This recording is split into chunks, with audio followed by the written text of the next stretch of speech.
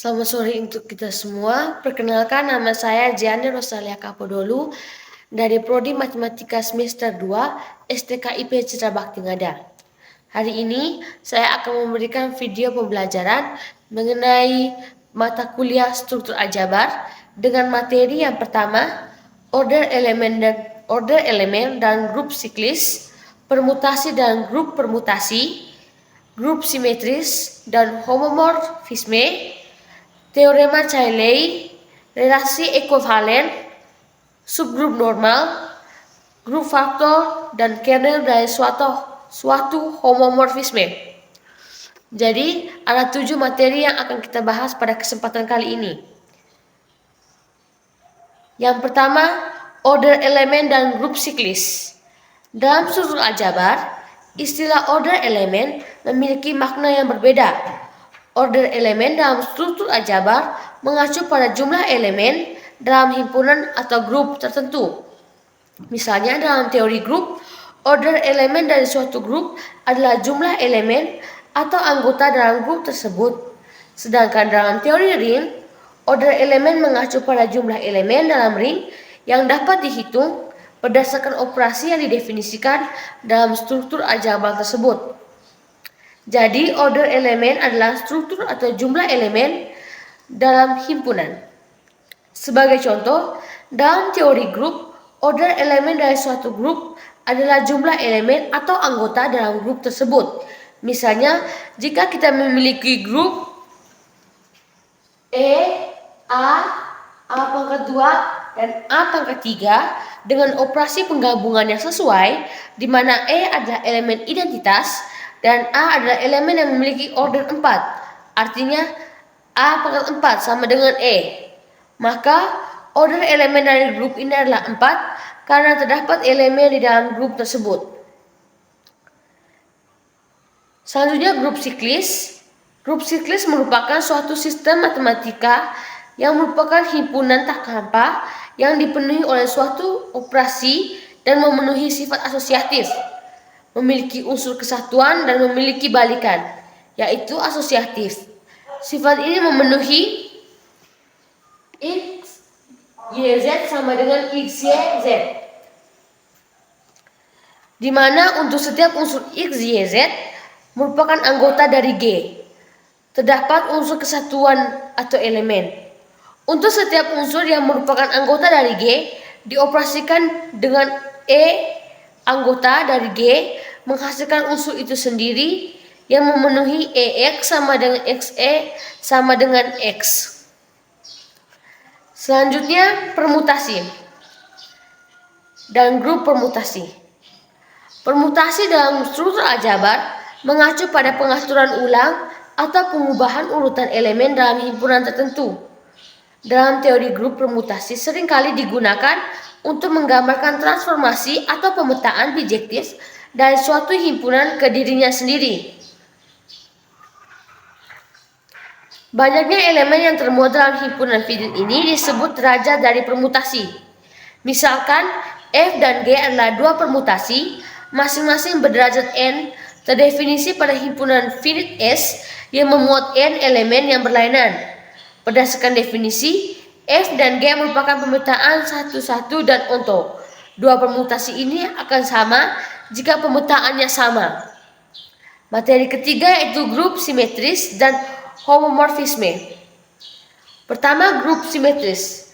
Grup simetris adalah himpunan semua pemetaan bijektif dari suatu himpunan ke dirinya sendiri yang membentuk sebuah grup dengan operasi komposisi fungsi.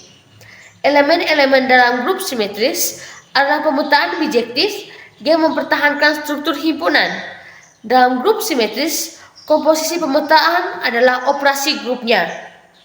Contoh, misalkan terdapat himpunan 1, 2, 3. Grup simetris dari himpunan ini disebut S pangkat 3, terdiri dari 6 elemen yang merupakan semua pemetaan bijektif dari himpunan tersebut ke dirinya sendiri. Sifat-sifat dari grup simetris memiliki sifat-sifat khusus terkait dengan simetri dan transformasi, seperti asosiatif, memiliki elemen identitas, dan setiap elemen memiliki inverse.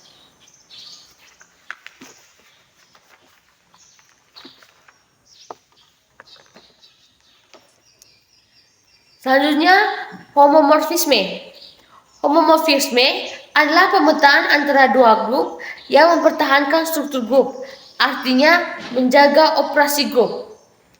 Homomorfisme grup, jika P G mendekati H adalah homomorfisme antara dua grup G dan H, maka untuk setiap A, B elemen G, homomorfisme memenuhi P A kali B sama dengan P A kali P B, di mana P adalah operasi grup, di mana kali adalah operasi grup. Sifat dari homomorfisme mempertahankan struktur grup seperti identitas, inverse, dan operasi grup. Homomorfisme penting dalam memahami hubungan antara grup-grup yang berbeda. Materi keempat, teorema Cayley. Teorema Cayley adalah salah satu teorema fundamental dalam teori grup yang memiliki dampak besar dalam studi struktur aljabar. Teorema Cayley menyatakan bahwa setiap grup G dapat disematkan ke dalam grup simetris. Secara khusus, setiap grup G adalah subgrup dari grup simetris tertentu. Dengan kata lain, setiap grup dapat dipresentasikan sebagai grup permutasi. Dalam konteks struktur aljabar, teorema Cayley memperlihatkan hubungan erat antara grup dan grup simetris. Teorema ini memberikan pemahaman yang dalam tentang representasi grup dalam bentuk permutasi yang memungkinkan untuk menganalisis sifat-sifat grup lebih lanjut melalui konsep-konsep permutasi. Materi kelima yaitu relasi ekuivalen.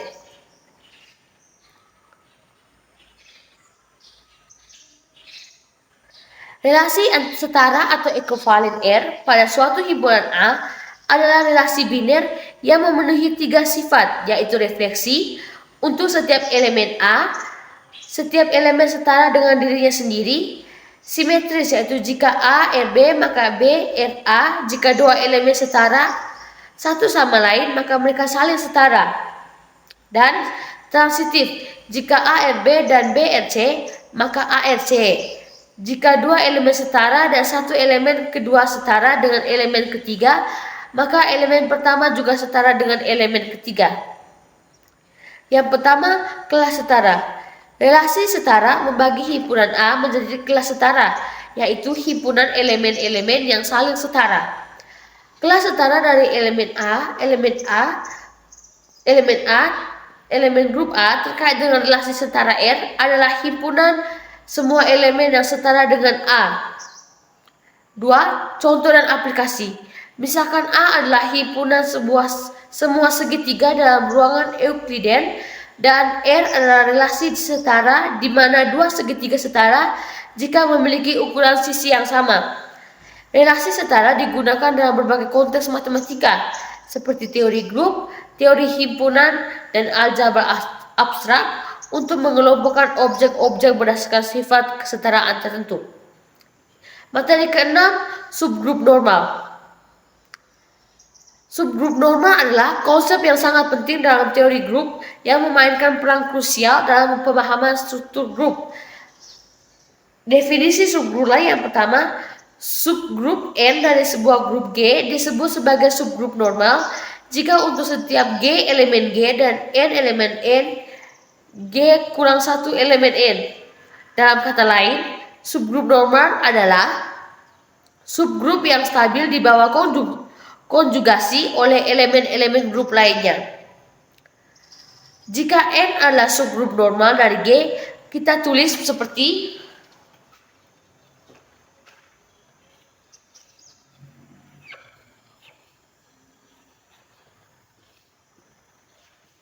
ini. Subgrup normal memungkinkan pembentukan grup faktor Gn yang merupakan himpunan koset dari N di G dengan operasi perkalian koset. Subgrup normal digunakan dalam teori isomorfisme grup yang menyatakan bahwa jika N merupakan subgrup dari G, maka terdapat isomorfisme antara G per N dan H, di mana H adalah subgrup dari G yang berisi N. Dan materi ketujuh adalah grup faktor dan kernel dari suatu homomorfisme. Grup faktor adalah grup yang terbentuk dari himpunan koset suatu subgrup normal dalam grup awal. Jika N adalah subgrup normal dari grup G, maka grup faktor G per N adalah himpunan koset dari N di G dengan operasi perkalian koset.